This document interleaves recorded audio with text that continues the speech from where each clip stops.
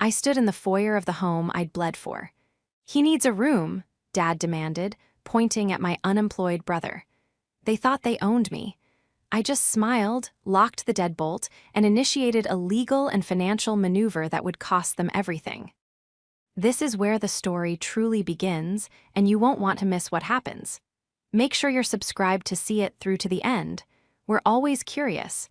Where in the world are you all watching from today? Let us know in the comments. The silence was the most expensive thing I owned. It wasn't the Italian marble countertops in the kitchen, or the floor-to-ceiling windows that offered a panoramic view of the city skyline, or even the imported hardwood floors that felt cool and solid beneath my bare feet. It was the silence. It was a Saturday morning, barely 7:00 a.m. For the first time in my 32 years of life, I wasn't waking up to the sound of screaming, or the thud of heavy footsteps, or the passive-aggressive clatter of dishes meant to guilt me into getting out of bed. I was waking up in my apartment, my sanctuary. I sat up in bed, the high thread count sheets rustling softly. My muscles still ached, a deep, resonant throb that lived in my bones. It wasn't just from the physical move the day before, carrying boxes, because I was too paranoid to let movers handle my grandmother's china. It was the exhaustion of a decade. 10 years of working 60-hour weeks as a senior UX designer, taking freelance contracts on weekends, eating rice and beans, and wearing shoes until the soles flapped open like hungry mouths. I had starved myself of joy for 10 years to buy this silence. I swung my legs out of bed and walked to the kitchen. The sun was just cresting over the neighboring skyscrapers, painting my living room in hues of gold and soft pink. I started the coffee machine, the gentle gurgle the only sound in the world. I closed my eyes, inhaling the aroma of dark roast, feeling a profound sense of safety settle over me. I was finally untouchable. Then the knocking started. It wasn't a polite tap. It was a heavy, authoritative pounding that rattled the heavy oak door in its frame. Thud, thud, thud. My stomach dropped. That knock, I knew that knock. It was the rhythm of my childhood, the sound of demands, the sound of "open up, you're in trouble." I froze, the coffee mug hovering halfway to my lips. It can't be, I thought. They don't know the unit number. I never gave them the address. "Evelyn," the voice was muffled by the soundproofing, but unmistakable.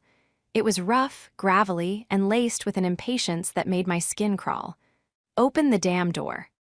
It was Arthur, my father. I set the mug down on the counter. My hand was trembling. The piece I had spent 10 years buying had lasted exactly 12 hours. I tightened the sash of my silk robe, another luxury I had promised myself, and walked toward the foyer. I checked the digital peephole camera mounted on the wall. The screen flickered to life, revealing a distorted, fisheye view of the hallway. There they were. Arthur was standing front and center, wearing his business jacket, a worn tweed blazer he only wore when he was trying to intimidate someone or ask for money. He looked red-faced, likely from yelling at the concierge downstairs to let him up. And slouched against the wall behind him, looking at his phone with absolute disinterest, was Frank, my older brother. He was 35, wearing a hoodie that looked like it hadn't been washed in a month, and he had 3 large suitcases and 2 garbage bags stuffed with clothes piled around his feet. I stared at the screen, my breath catching in my throat. This wasn't a visit. This was an invasion. I unlocked the deadbolt, the metal click sounding like a gunshot in the quiet apartment.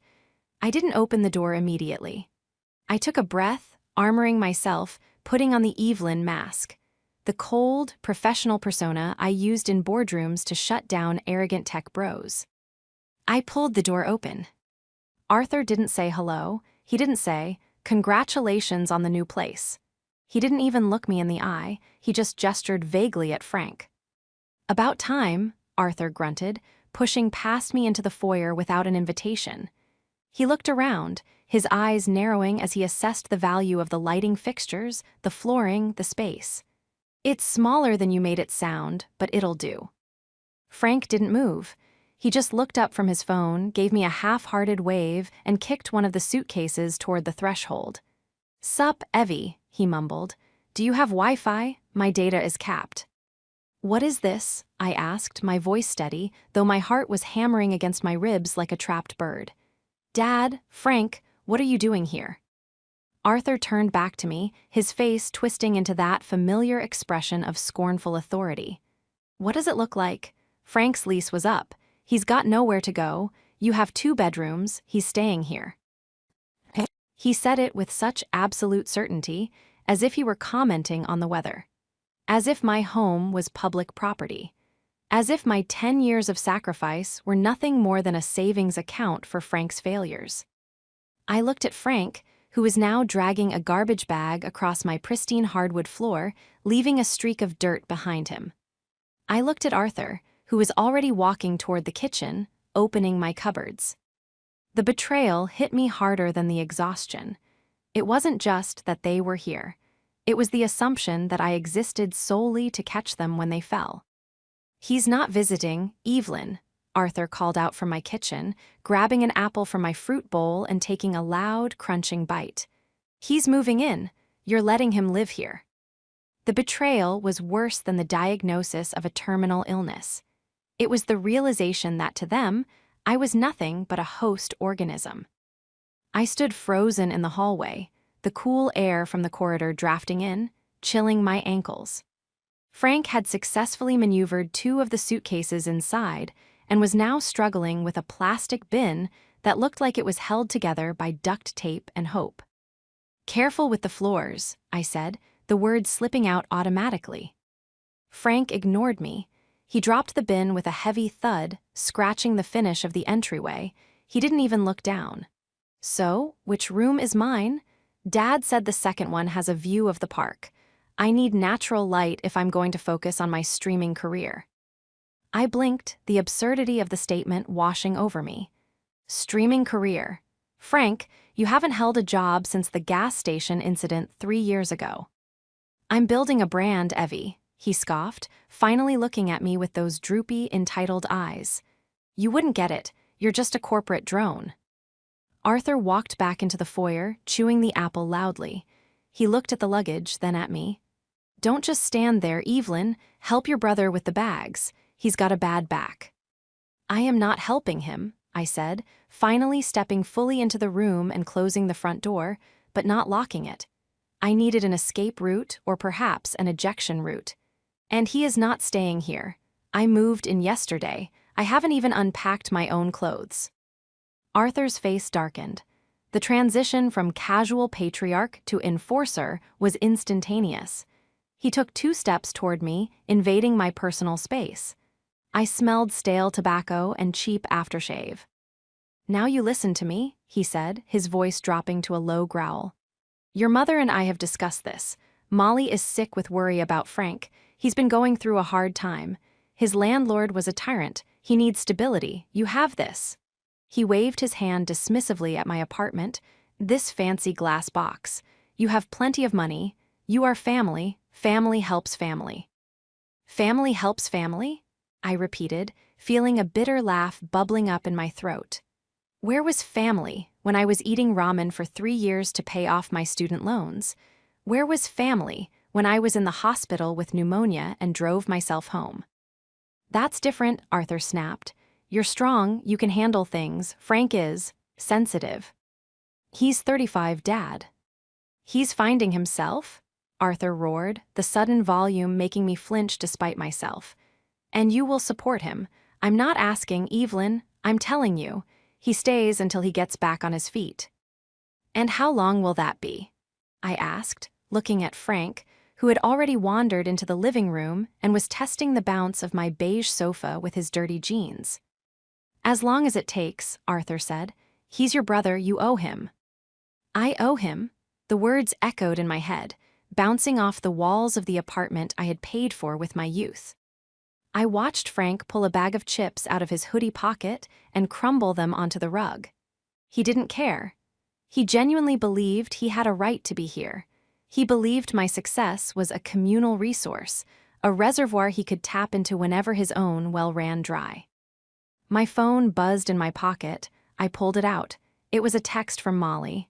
"Is he settled in yet? Make sure he eats something warm. He gets cranky if he skips breakfast. Love you, sweetie." The manipulation was a pincer attack. Molly played the soft, worrying mother, and Arthur played the hard-fisted general. They had coordinated this. They had probably planned it the moment I told them I was closing on the apartment. They had waited for me to sign the papers, to get the keys, to do the heavy lifting, and then they had descended like vultures. I looked at Arthur, who was now leaning against the wall, arms crossed, a smug look of victory on his face. He thought he had won. He thought that by shouting and invoking family, I would crumble just like I did when I was 16. But he had forgotten one crucial thing. He had forgotten that I was a UX designer.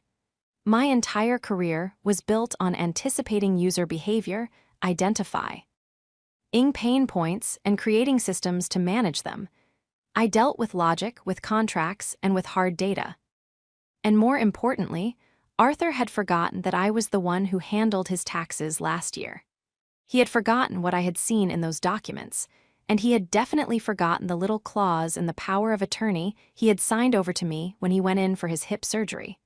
A document he never formally revoked because he was too lazy to file the paperwork. "You're right, Dad," I said softly, my voice dropping to a register that was deceptively calm. Arthur's shoulders relaxed. He smirked. "Good, glad you're finally seeing sense. Now go make some breakfast, we're hungry." I walked toward the kitchen, my hand brushing against the cool granite of the island. I wasn't going to make breakfast. I was going to make a phone call. But first, I needed them to get comfortable. I needed them to commit to the trespass. "Frank," I called out, "do you want coffee?" "Yeah, whatever," Frank yelled back, turning on my 65-inch television. "Do you have the sports package? I want to watch the game." "I'll check," I said. I picked up the heavy porcelain coffee pot, feeling its weight. They thought they had trapped me in my own home. They thought this was the end of the discussion. But they had no idea that I had been preparing for this war for a very, very long time. To understand why my hand didn't shake as I poured the coffee, you have to understand the decade that came before this morning. When I graduated college, Arthur and Molly gave me a card. Inside, there was no money, just a handwritten note from Molly that said, "Spread your wings." That same week, they bought Frank a brand new truck because he said he wanted to start a landscaping business. The landscaping business lasted 3 weeks. He sold the truck 6 months later and kept the money. For the next 10 years, this pattern repeated itself with sickening regularity. I got a promotion, Frank got a bailout. I bought a used Honda, Frank wrecked Arthur's sedan and got a pat on the back. I worked through Christmas. Frank showed up to dinner high and was given the biggest portion of the roast because he needs his strength. I became the easy child, the one who didn't need maintenance. The cactus in a garden of orchids. Because I didn't demand water, they assumed I didn't need it. And because Frank withered at the slightest breeze, they poured everything they had into him. I remembered one specific Christmas. I was 26. I had just landed my first major client as a freelancer. I was so proud. I brought home expensive gifts, a watch for Arthur, a spa day for Molly. Arthur opened the watch, grunted nice, and put it aside. Then he turned to the room and announced, "Great news, everyone. Frank is thinking about applying to culinary school." The room erupted in applause. My gifts were buried under the wrapping paper of Frank's potential. He never applied to culinary school. Now, standing in my kitchen, I watched them through the open concept layout. The primary antagonist of my life wasn't bad luck or the economy, it was Arthur. Arthur was a man who defined himself by his control over others. He was a retired shift supervisor for a logistics company, and he ran his family like a loading dock. He demanded absolute loyalty, but offered zero protection. He was a man of traditional values, which simply meant he believed women were caretakers and men were kings, regardless of their competence.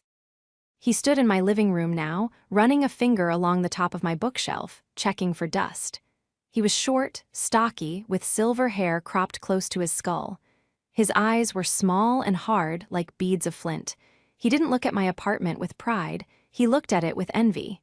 He hated that I had succeeded without him. He hated that I had something he couldn't claim credit for. And then there was Frank.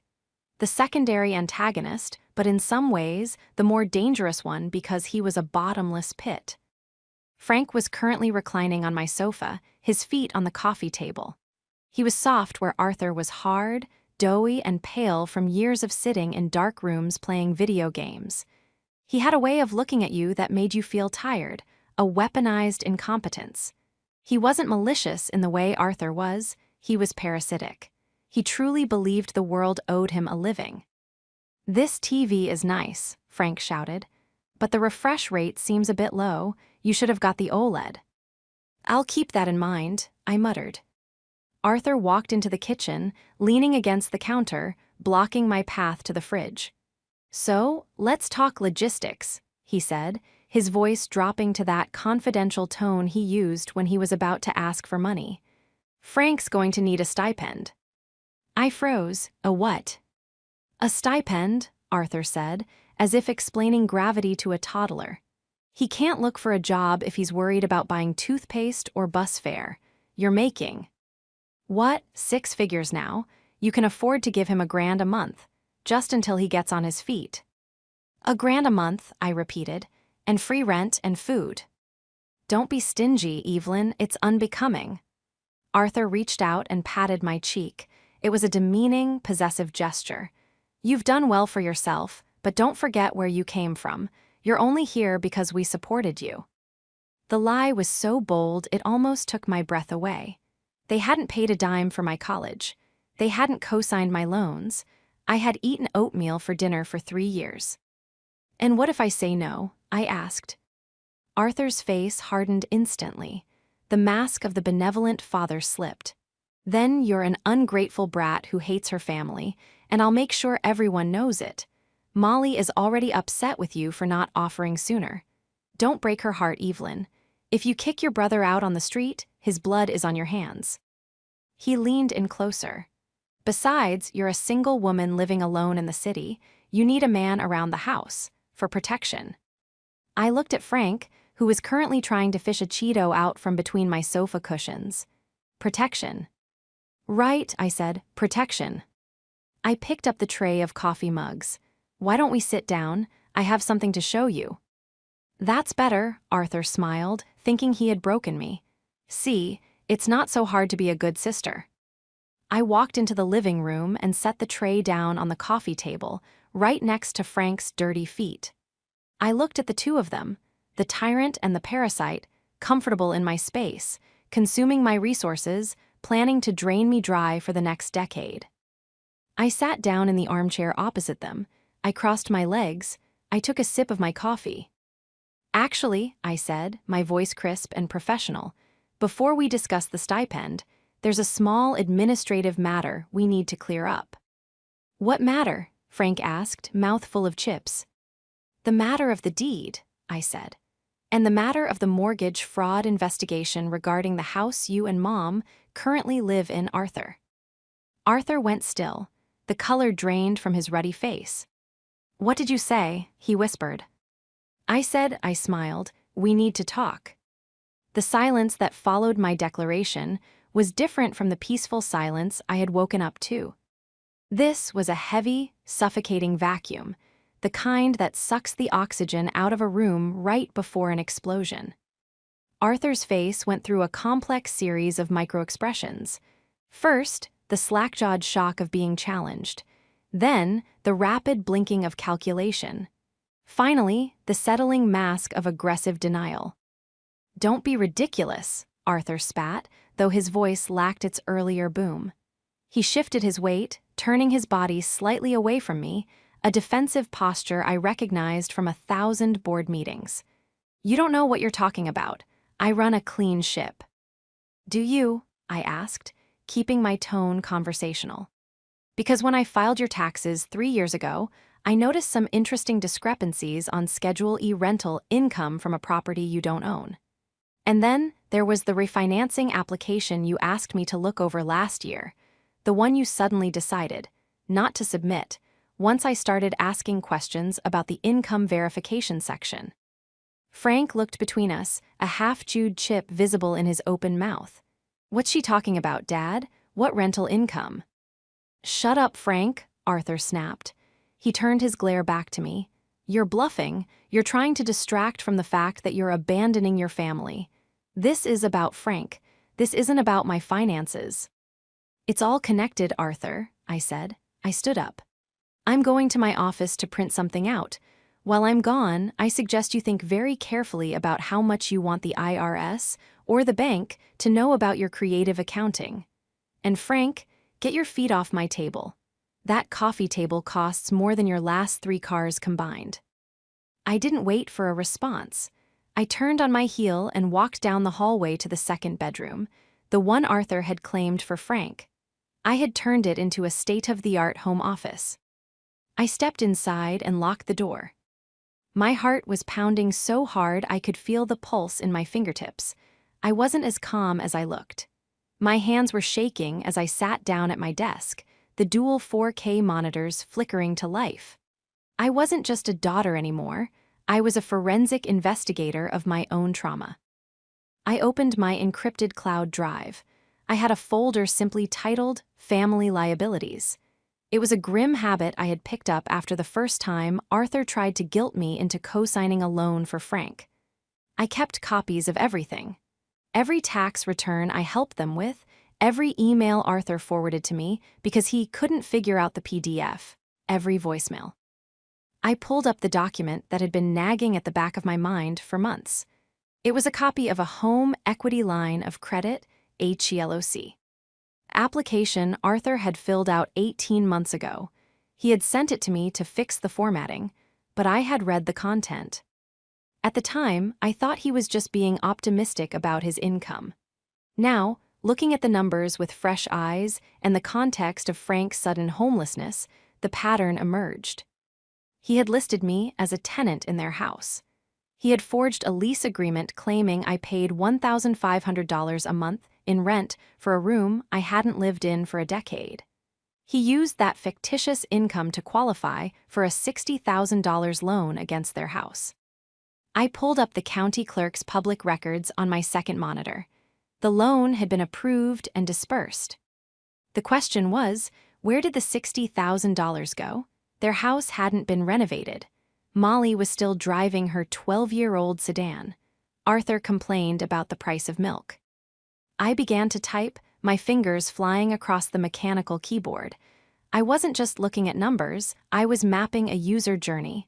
The user was Arthur. The goal was enabling Frank. The pain point was a lack of cash.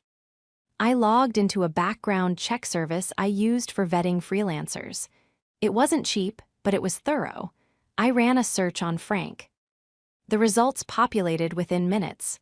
Speeding tickets, a small claims judgment from a landlord, and then a darker entry from 14 months ago, a settlement payment to a property management group for damages to a rental unit. The amount was staggering. I connected the dots. The date of the settlement matched the disbursement of Arthur's loan almost to the week. Arthur hadn't just committed mortgage fraud to fix his roof. He had committed fraud to pay for Frank to destroy an apartment, and he had used my name to do it. I picked up my phone and dialed David, a corporate attorney I had worked with on a previous startup acquisition.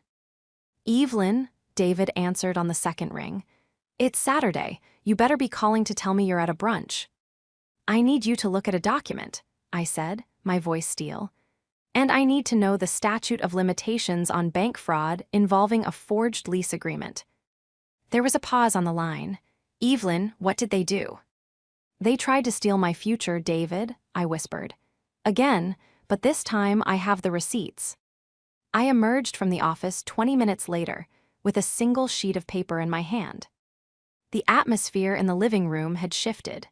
Frank had moved from the sofa to the recliner, and he had opened a soda, my imported Italian soda that I saved for special occasions. Arthur was pacing by the window, muttering into his cell phone. When he saw me, he hung up abruptly. Finally, Arthur sneered. Done playing secretary? Look, Evelyn, I've been thinking, we can compromise. Frank can take the smaller bedroom, you won't even know he's here. I'll even throw in a few $100 for groceries. He was trying to pivot.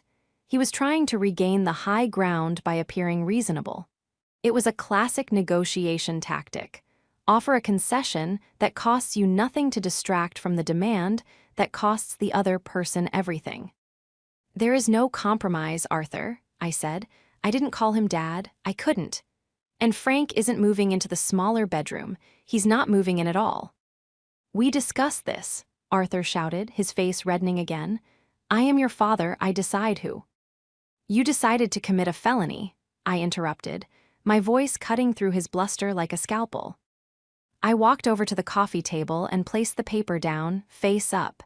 It was a printout of the lease agreement he had forged. My signature, looped and shaky, looked nothing like my actual handwriting. Does this look familiar? I asked.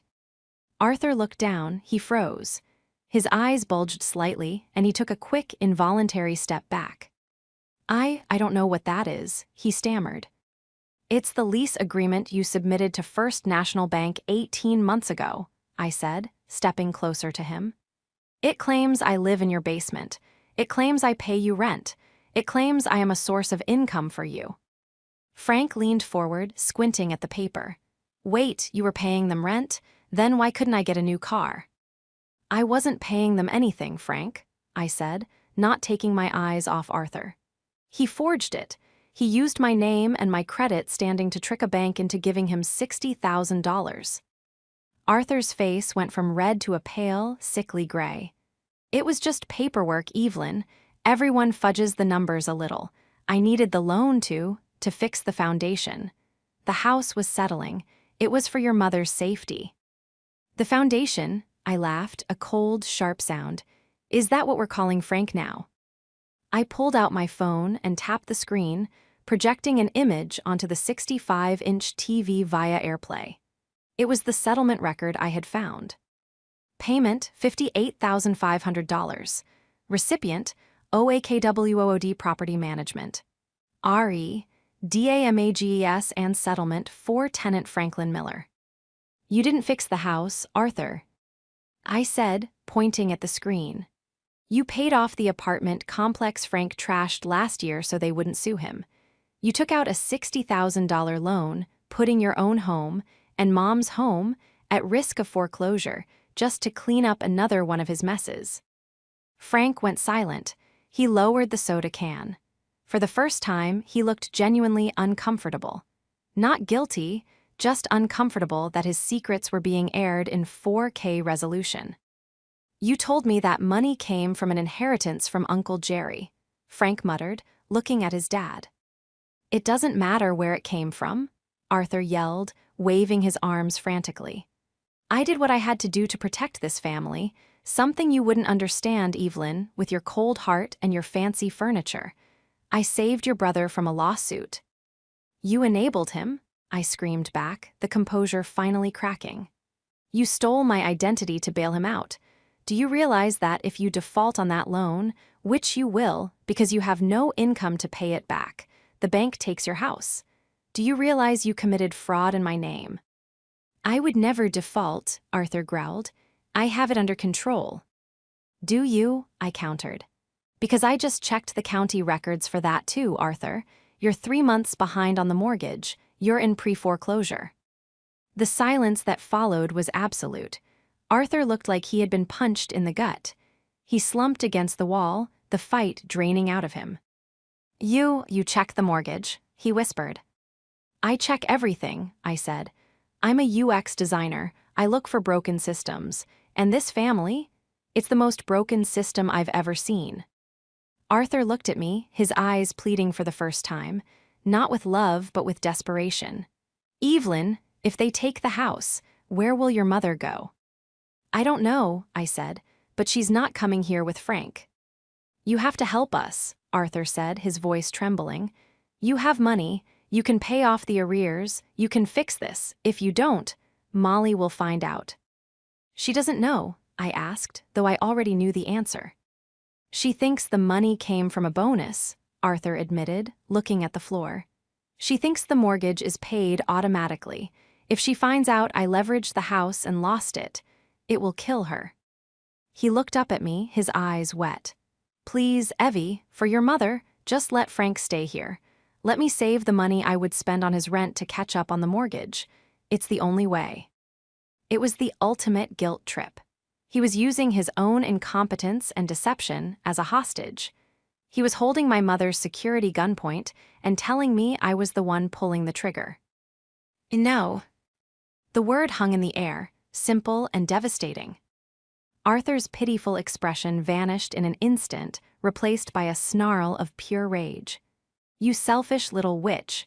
You'd let your mother be homeless? You'd let your brother starve. I'm not letting anyone starve, I said, crossing my arms. Frank is a 35-year-old man. He can get a job. He can work at a grocery store. He can work at a warehouse. He can do what I did, work.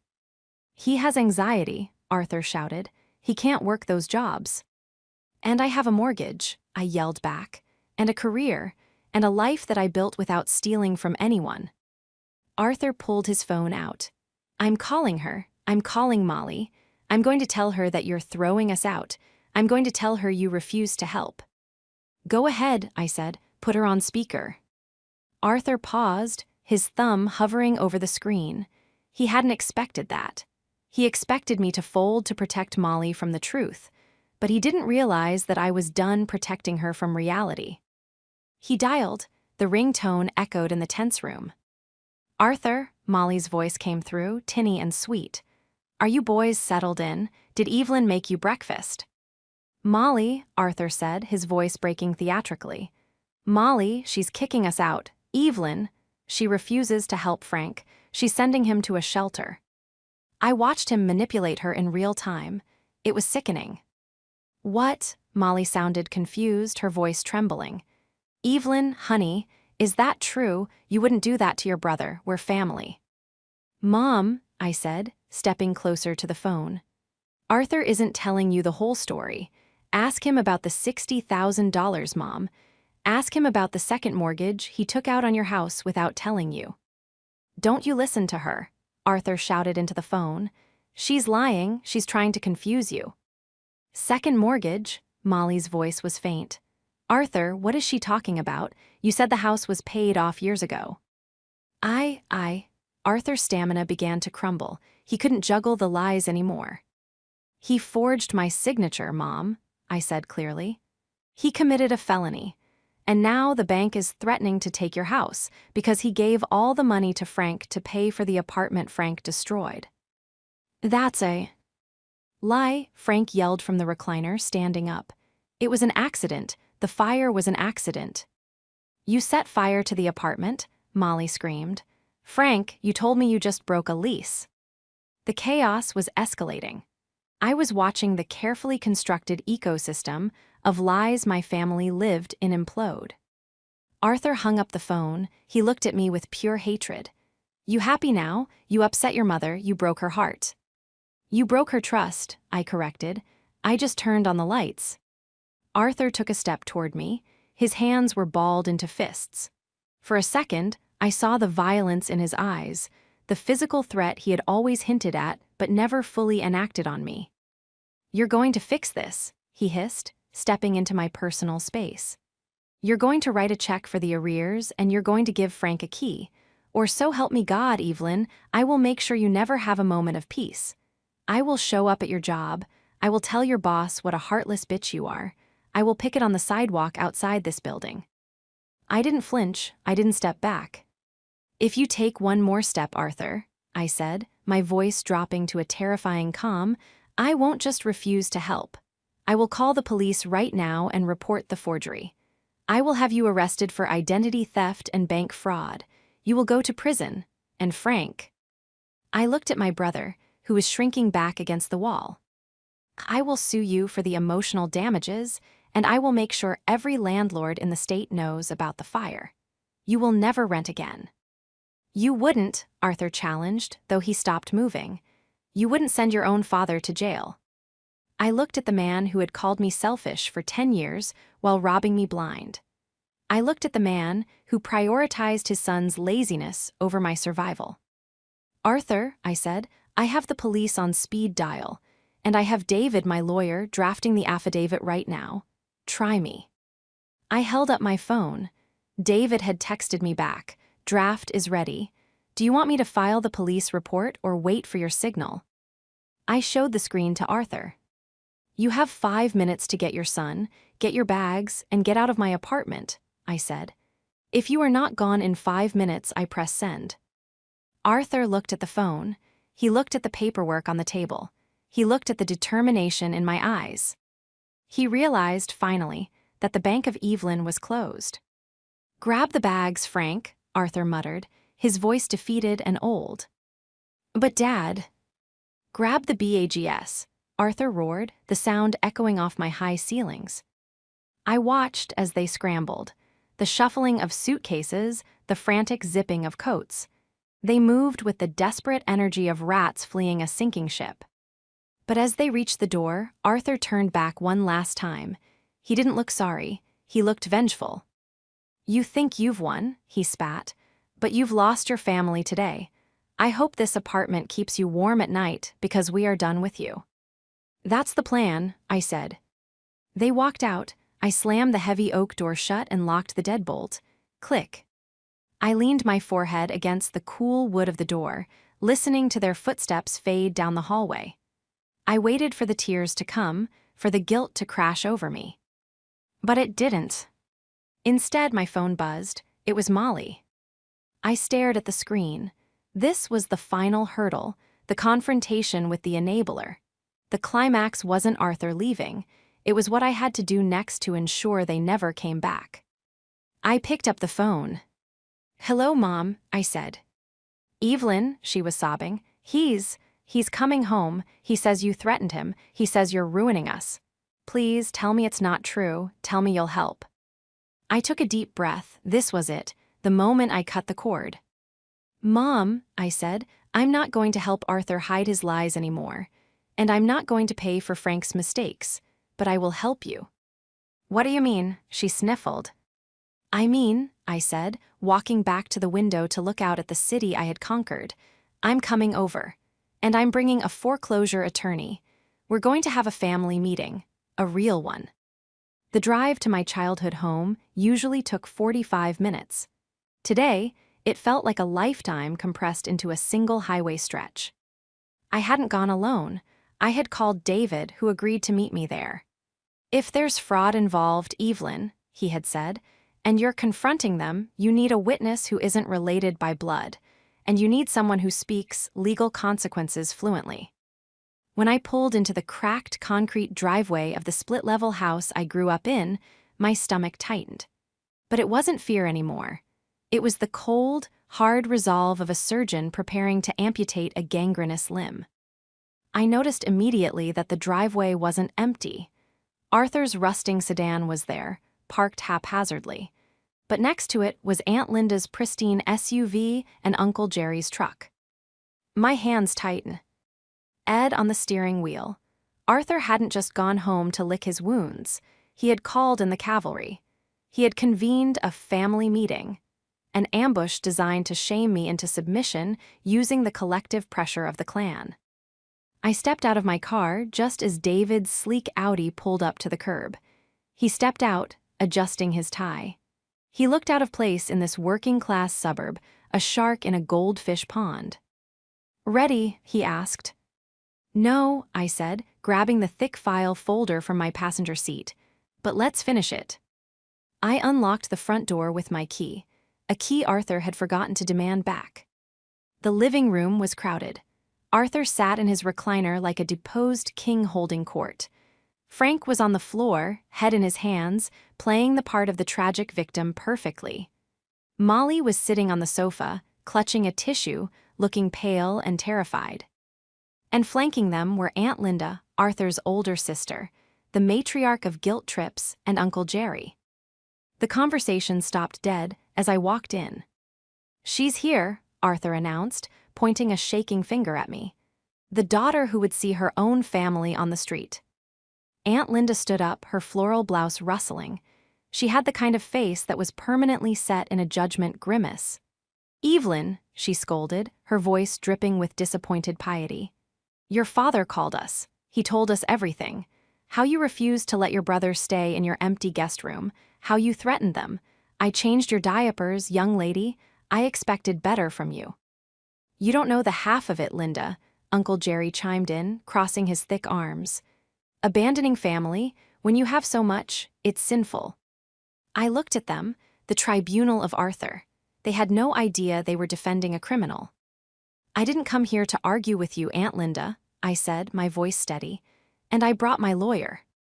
I gestured to David, who stepped forward and gave a polite, shark-like nod. "Good afternoon." "A lawyer," Arthur laughed, a desperate cracking sound. "You brought a lawyer to your mother's house. See how cold she is." "I brought a lawyer because a crime has been committed," I said, walking to the center of the room. I didn't sit. I stood tall. "And since you invited an audience, Arthur, they should see the evidence too." "We don't want to see your lies," Linda snapped. "Sit down, Linda," I said. It was the first time I had ever given her an order. The sheer authority in my voice made her blink and sink back onto the sofa arm. I turned to Molly. She looked small, shrunken by the weight of the yelling. "Mom," I said softly, "Arthur told you I wouldn't help. That's a lie. I am here to help you. But to do that, you need to see what Arthur and Frank have actually been doing." "Don't look at it, Molly," Arthur shouted, lunging forward to grab the folder I was opening. David stepped in between us. He didn't touch Arthur. He just occupied the space with such professional menace that Arthur recoiled. "Mr. Miller," David said calmly, "I wouldn't do that. Interfering with the revelation of evidence regarding bank fraud could be construed as obstruction." Arthur froze. The word fraud hung in the air like smoke. I handed the first document to Molly. "This is the deed to the house, Mom, or rather, the lien against it." Molly took the paper with trembling hands. What is this?" "Arthur told you the house was paid off in 2018, I said. "It was. But 18 months ago, he took out a $60,000 home equity line of credit. He put the house back in debt." "Arthur," Molly looked up, her eyes wide and wet. "You said that money was your pension lump sum." I had to," Arthur stammered, looking around at Linda and Jerry for support. "Expenses were high, inflation." "He didn't use it for inflation, Mom," I said, handing her the second document. "He used it to pay a settlement. Look at the date." Molly read the settlement agreement. "Oakwood Property Management, arson and water damage, Frank Miller." The room went dead silent. Even Aunt Linda gasped. "Frank," Molly whispered, "you told me the landlord was unfair. You told me you left because of black mold." Frank, the 35-year-old boy, shrank into himself. "It was an accident, Mom. I fell asleep with a cigarette. It wasn't a big deal." "It was a $58,000 accident," I corrected. "And Arthur paid for it by mortgaging your future." "But that's not the worst part," I continued, turning to the final page. "Arthur couldn't qualify for that loan on his pension alone. He needed more income, so he created a tenant." I dropped the forged lease on the coffee table. "He forged my signature," I said, looking directly at Uncle Jerry and Aunt Linda. "He committed identity theft against his own daughter. He told the bank I was living in the basement, paying $1,500 a month. And because he hasn't been paying the loan back, the bank is 3 weeks away from initiating foreclosure proceedings." "Foreclosure?" Aunt Linda whispered, her hand going to her mouth. "Arthur, is this true?" Arthur stood there, cornered. The bluster was gone. The king of the castle persona had evaporated, leaving behind a scared, pathetic old man who had gambled everything on a son who would never pay out. "I was going to fix it," Arthur whispered.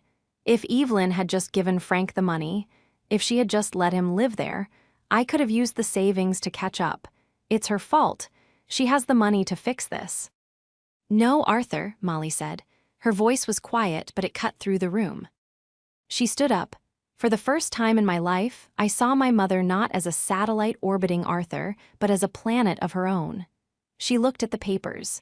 She looked at Frank, who was refusing to make eye contact. She looked at Arthur. "You risked our home," Molly said, her voice trembling with a rage that had been buried for 40 years. "My home, the home I raised my children in, you risked it to cover up for him. Again." "Molly, please," Arthur pleaded. "And then you tried to destroy your daughter to fix it," Molly continued, tears streaming down her face. "You brought everyone here to humiliate her, to bully her into paying for your crimes." She turned to me. "Evelyn, is it true? Is the bank taking the house?" "We can stop it," I said. "David and I have looked at the numbers. But the only way to save the equity is to sell the house. Immediately, before the bank auctions it." "Sell the house?" Arthur screamed. "I am not selling my house. I will not be told what to do by." "Shut up, Arthur," Molly screamed. The sound was so shocking that Frank actually flinched. "You don't have a choice," Molly spat.